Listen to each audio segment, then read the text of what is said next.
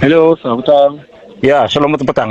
Saya Adam Nazri bin Omar daripada HQ Tersinggung Kuala Lumpur. Kuala Lumpur.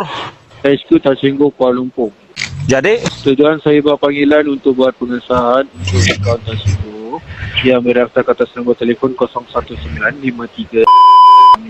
ya, Okey, jadi kat sini saya nak tanya, pada 3 hari lepas, pada 6 hari bulan 1 2026, ada terima apa-apa notification tak daripada pihak Tersinggung? tiada. Tak ada. Sebab Ya. dekat sini untuk akaun Tersinggung yang mendaftar ke atas nombor telefon sini, kami ada terima satu aduan daripada pihak Tersinggung Cawang Pulau Pinang lah untuk akaun Tersinggung sini.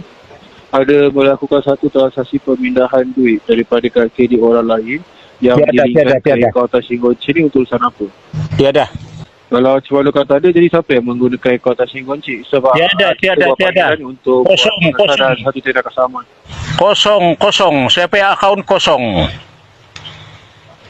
Macam mana? Kosong, tiada isi. So, duit Encik kosong lah. Ya, kosong, tiada. Sebab Ya, kalau cemalukan duit Encik kosong, sebab kat sini duit tu kita masih pending kan. Jadi sekarang ni kita buat panggilan, kita nak tahu macam mana dia punya akaun Tersinggung boleh linkkan kad kredit orang lain tanpa pengetahuan pemilik kad kredit. Mana saya tahu kamu? Kita tahu. Apa yang saya tahu kalau pasal begitu? Kalau skema mungkinlah.